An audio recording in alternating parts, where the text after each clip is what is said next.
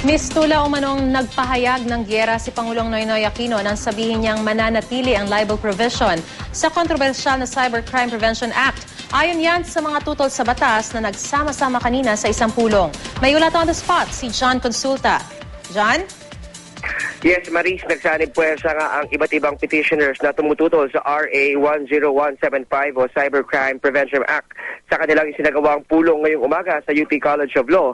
Binatikos ng iba't ibang grupo ang naging pagdepensa ni Pangulong Noynoy Aquino sa kanyang pinaprobahang batas, partikular sa libel provision ng cybercrime law. Paniwala ng mga petitioners ay mistulang nagdeklara na ng giyera si Pangulong Aquino sa kanyang mga binitawang pahayag pabor sa pananatili ng libel sa RA 10175.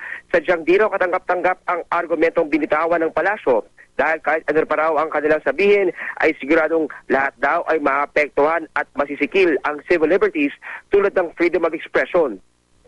Di rin daw mabago maris ng ilalabas na IRR o Implementing Rules and Regulations ang laman ng cybercrime law at nakapagtataka raw na itinaon ang dialogue ng DOJ sa mga tumututol sa cybercrime law sa mismong araw na end-back ng Korte Suprema kaugnay sa mga inihaing petisyon kontra RA 10175. Labis daw na nababahala ang mga petitioners sa pagmamatigas ni Pangulong Aquino dahil sa kanilang paniwala ang bagong pasang batas ang pinakamatinding banta sa freedom of speech and expression mula nang maganap ang martial law. Dahil dito ay kinakasana ng mga grupo ng kontra sa cybercrime law ang isang malaking protest rally sa Martes sa harap ng Korte Suprema para igit ang pagkontra sa naturang batas. Isang grupo naman, Maris, ang lumabas at sumuporta sa nasabing batas.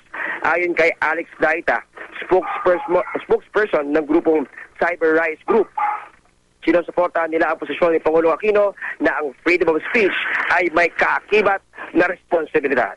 At yan muna latest, balik sa Maris. Maraming salamat, John Consulta.